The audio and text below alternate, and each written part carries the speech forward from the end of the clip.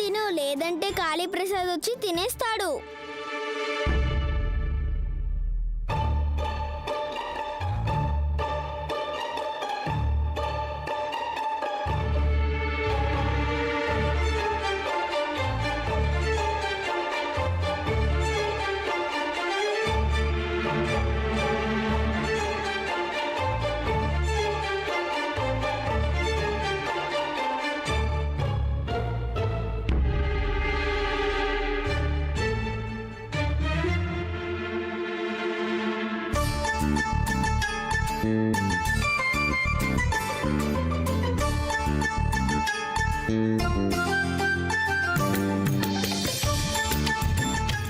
బాగుంది కదా?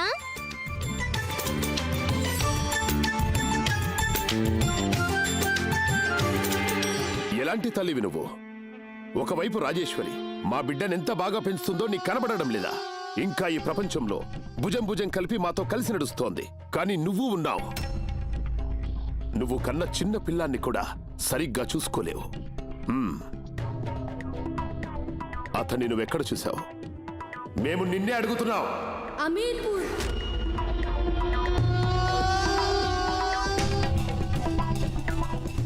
ఎవరక్కడ? ఎవరక్కడ? ఎవరక్కడ? ఎవరక్కడ? ఎవరక్కడ? అరే ఏమవుతోంది ఇక్కడ? దేనికి గొడవ పడుతున్నారు? రాజా ఆ పనిపిల్ల రాణితో కలిసి అమీర్పూర్లో ఆడుకుంటున్నాడు. మీరిప్పటికిప్పుడు సైనికులతో అక్కడికి వెళ్ళి రాజాని వెంటనే తీసుకొని రండి మా వద్దకు.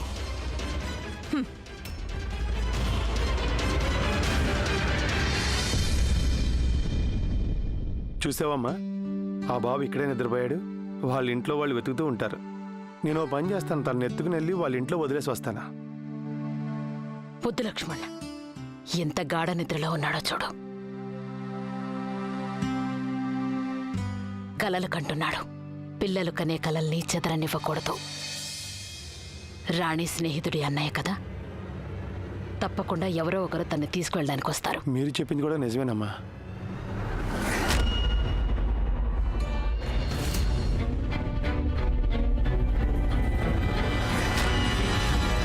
అరే త్వరగా కానివ్వండి, త్వరగా. ఏ ఒక్క ఇంటిని విడిచిపెట్టొద్దు. ఎక్కడో ఉంటారు, వెతకండి వాళ్ళని.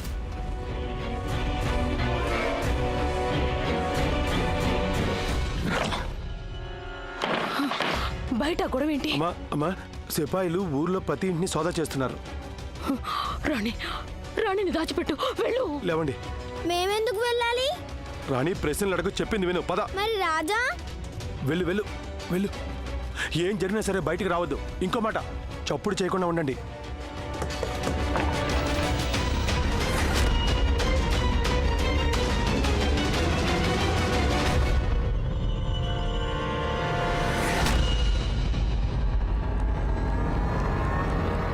అబ్బా, ఈ రాజా రాణి ఎక్కడ చచ్చారు? లక్ష్మణ్.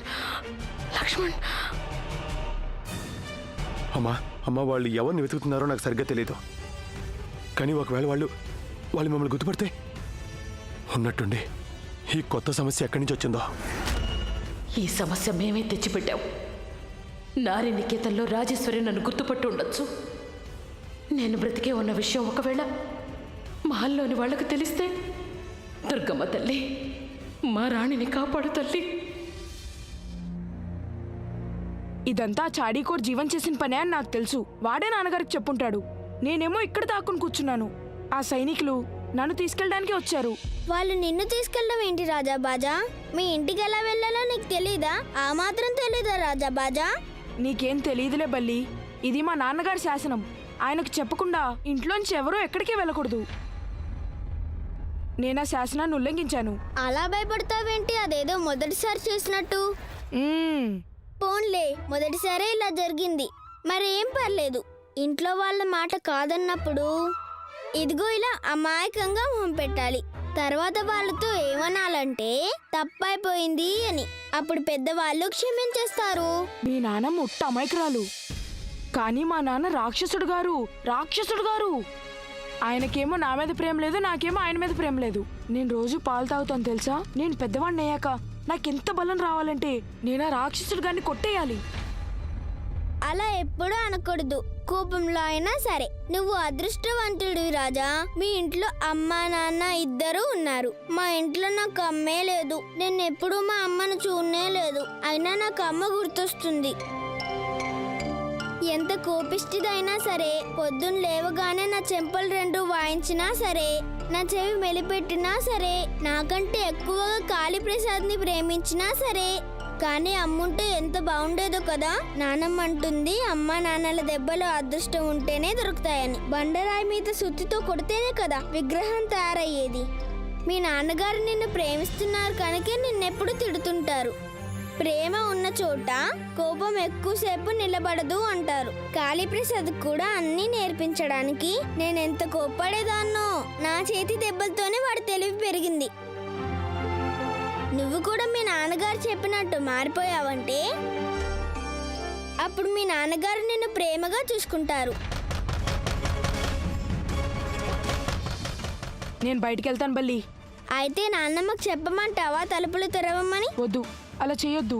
నా వల్ల మీ నాన్నమ్మకి అలాగే నాన్నగారికి ఇబ్బంది కలగకూడదు.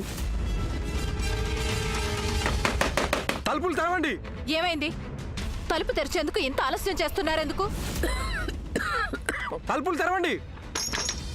లక్ష్మణ్, ఒకవేళ తలుపులు తెచ్చుకుంటే మొత్తం సర్వనాశనం అయిపోతుంది. తెరుస్తారా లేదా? అమ్మ, వేరే దారి లేదు. మనం తలుపులు తెరవకపోతే వీళ్ళు తలుపులు విరగొట్టేసేలా ఉన్నారు. వద్దు.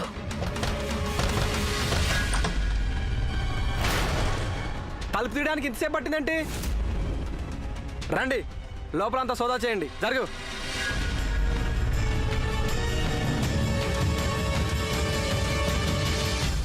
అరే అన్నా, ఇక్కడ మీకేమీ దొరకదండి.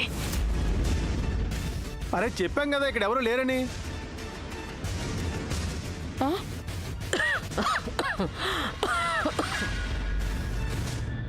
ఆంజనేయ స్వామి రాజాబాజాని రాక్షసుడు గారి దెబ్బలు పడకుండా కాపాడవా? అడవుల్లో పెరిగిన ఆడదానికి నీకు తెలియదా? సింహానికి పుట్టినవాడు మేక పిల్లలతో ఆడుకోడు. నా కొడుక్కి ఏం పాఠాలు నేర్పుతున్నావు నువ్వు? అదృష్టం బావుండి పెదరాణి అమ్మ వాడి పెంపకం బాధ్యత తీసుకున్నారు. లేకపోతే నువ్వు వాణ్ణి దేనికి పనికిరాని వాడిగా తయారు చేస్తావు. ఆపు. ఈ ఒక్క పనే చేతనవుతుంది నీకు. ఏడుపు ఒక్కటే తెలుసు. నోరు మూసుకోకపోతే కొన్ని సింహాలు పంజరంలో బందీగా ఉండేందుకు పుట్టవు. చెప్పేస్తున్నావు విను. ఇక ముందు నా ముందుకొచ్చావంటే చూడు, పుట్టగతులుండవు నీకు. వెళ్ళికనొచ్చు.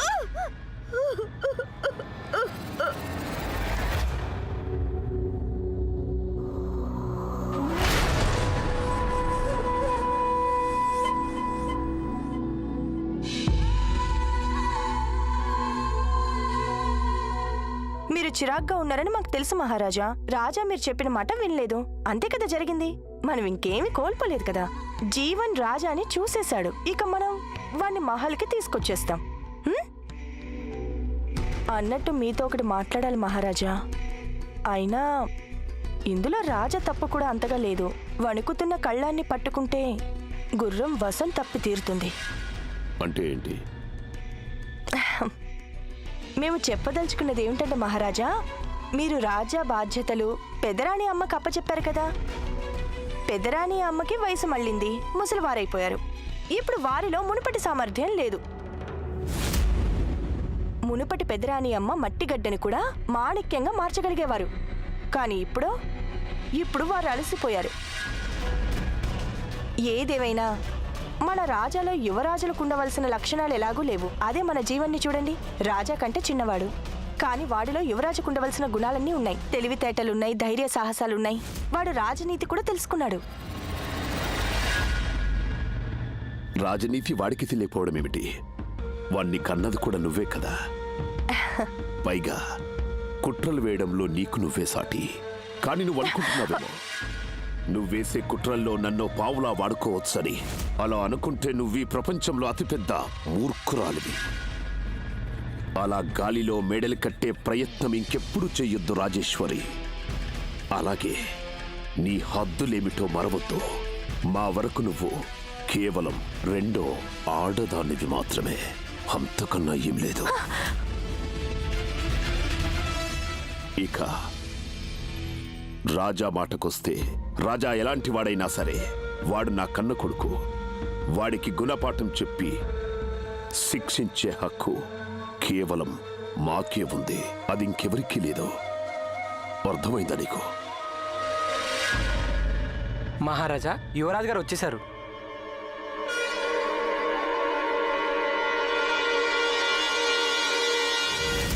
రాజా రాజా, బాబు ఎక్కడికి వెళ్ళిపోయావరా? అమ్మకు చెప్పకుండా. నువ్వు బానే ఉన్నావు కదా? అమ్మా,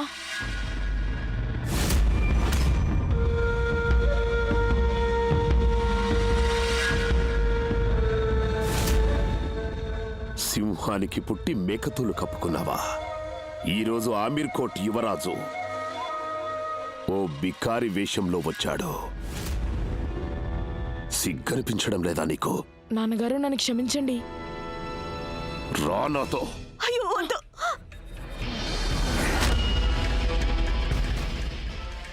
పద.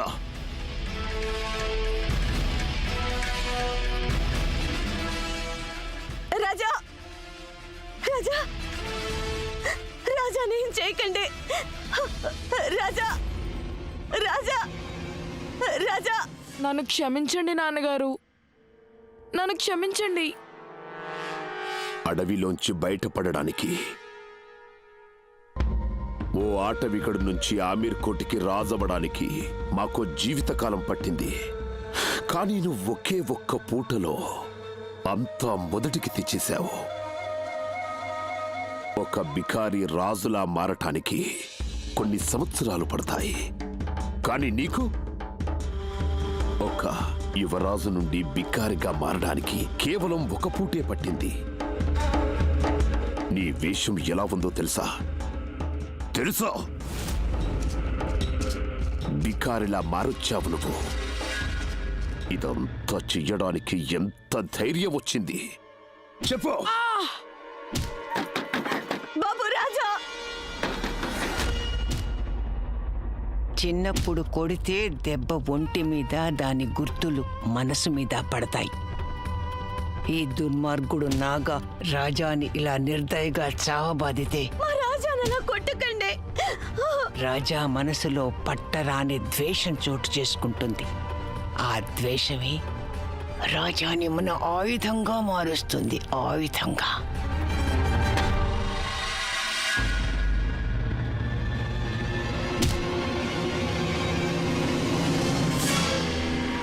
పెద్దరాణి అమ్మ, మా రాజాని కాపాడండి. ఆయన వాళ్ళు చంపేస్తారు. పసివాడమ్మ వాడు. మీరే కాపాడాలి. మీకు పుణ్యం ఉంటుంది. కాపాడండి. సరే లే, తప్పకుండా కాపాడుతాం. ఎలాగైనా కాపాడుతాం. వెళదాం వెళదాం వెళదాం. రండి,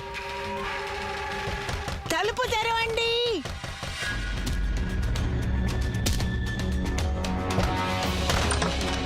నాగా, పసివాడి ప్రాణాలు తీసేస్తారా ఏంటి?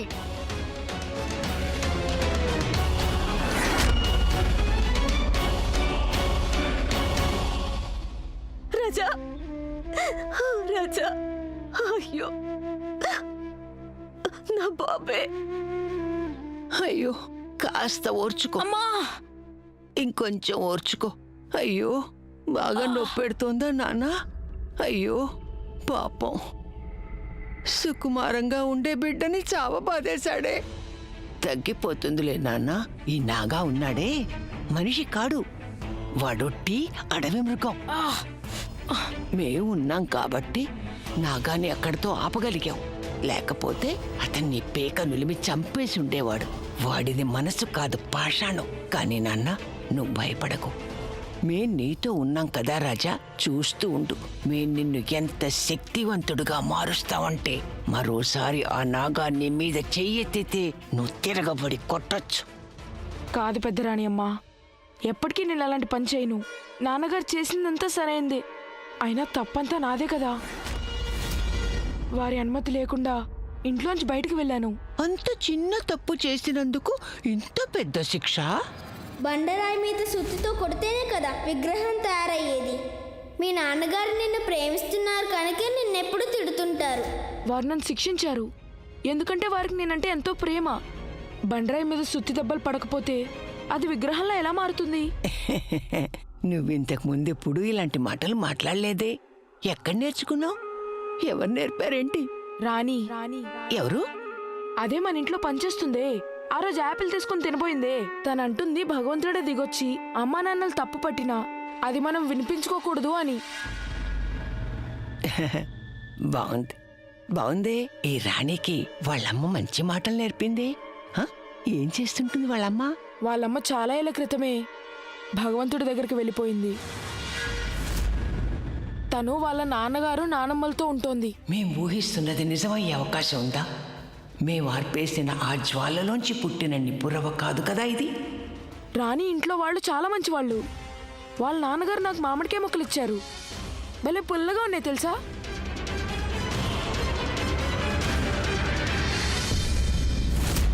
రాజాబాజాకి ఏమైందో ఏమో తెలియటం లేదు. వెళ్ళి కనుక్కుంటే తెలుస్తుంది. నాన్న, నేను బయటికి వెళ్తున్నా. నువ్వెక్కడికి వెళ్ళకూడదు. బయట చుట్టూ సైనికులున్నారు. నేనేమైనా దొంగనా ఏంటి సిపాయిల్ని చూసి భయపడిపోవడానికి? నాతో వాదించొద్దు, అర్థమైందా నీకు? నేను చెప్పేశాను కదా, నువ్వు వెళ్ళకూడదు అంటే వెళ్ళకూడదంతే, అర్థమైందా? కానీ ఎందుకు నాన్నమ్మా? అమ్మ రాణి, మీ నాన్నమ్మను వేధిస్తే ఆమె ఆరోగ్యం పాడవుతుంది కదా కదా వెళ్ళు, లోపలికి వెళ్ళు. వెళ్ళు నాన్న.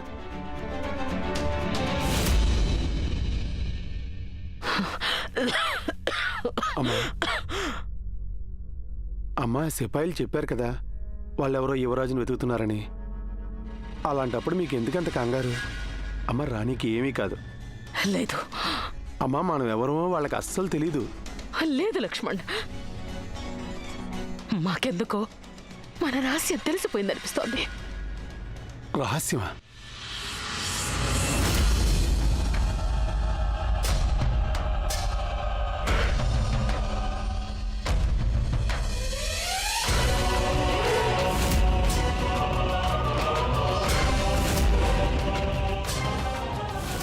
అమ్మా, ఇక్కడున్న వాళ్ళు ఎవరు కొంగు కప్పుకోలేదు కదా, మరి ఆ ముసలమ్మ ఎందుకలా కప్పుకుని నుంచుంది?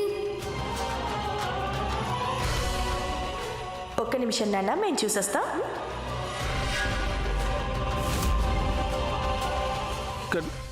కానీ మీరు నారీ నికేతనానికి ఎందుకు వెళ్ళారు?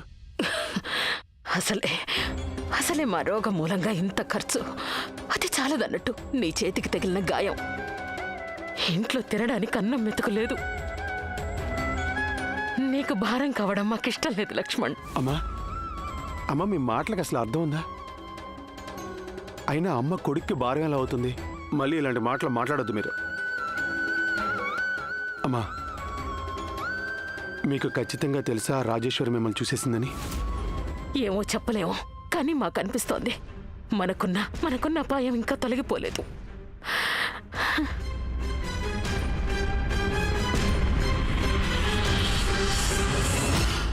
దేవుడా, నాకు తెలియటం లేదు.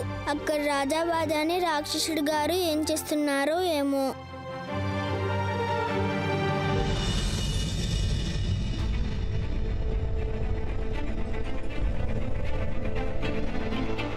నాన్నగారు, నాకు తుపాకీ గురి పెట్టడం నేర్పించారా? జీవన్ ఇప్పుడు కాదు, వెళ్ళిక్కడి నుంచి.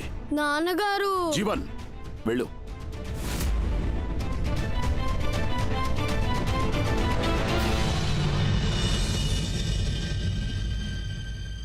రాజానయ్య, ఇక్కడి వాతావరణం అస్సలు బాలేదు.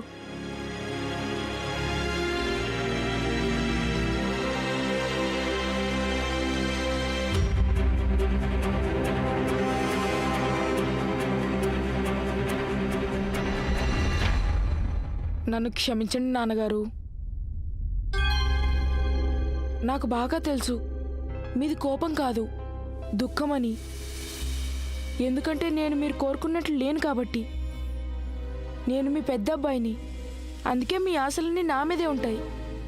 నేను మీరు అనుకున్నట్టుగా లేను. సారీ నాన్నగారు. నాకు మీరు మరో అవకాశం ఇవ్వండి. నేను మీరు ఆశిస్తున్నట్టుగా పూర్తిగా మారి చూపిస్తాను. నువ్వు చేసిన తప్పును ఒప్పుకున్నావు, మాకు సంతోషంగా ఉంది.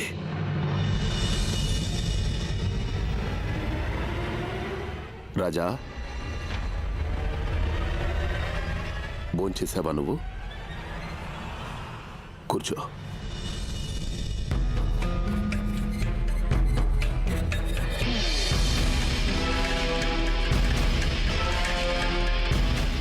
తిను.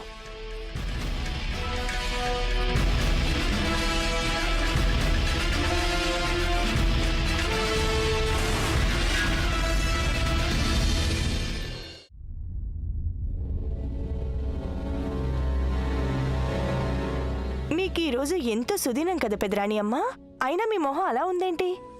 మహారాజు గారు మా హద్దులేవిటో మాకెలాగో చూపించారు, మా అబ్బాయి జీవన్కి కూడా. పెదరాణి అమ్మ,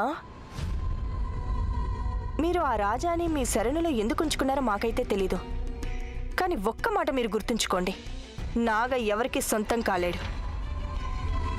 అతడి పిల్లాడికి అమ్మనైనప్పటికీ కూడా మేము అతని దృష్టిలో రెండో స్త్రీ మాత్రమే, ఇంకేమీ కాదు. అలాంటిది మీ పరిస్థితి ఏమిటి పెదరాణి అమ్మ? పరిస్థితులు ఉండవు, వాటిని మనం ఏర్పరచుకోవాలి. తెలిసిందా? ఇప్పుడు కాదులే, నేను తీరిగ్గా ఇవన్నీ తర్వాత చెప్తానులే. ప్రస్తుతం మేము ఓ నిప్పురవ్వ జ్వాలగా మారిపోకుండా చూసుకోవాలి. నిప్పురవ్వేంటి?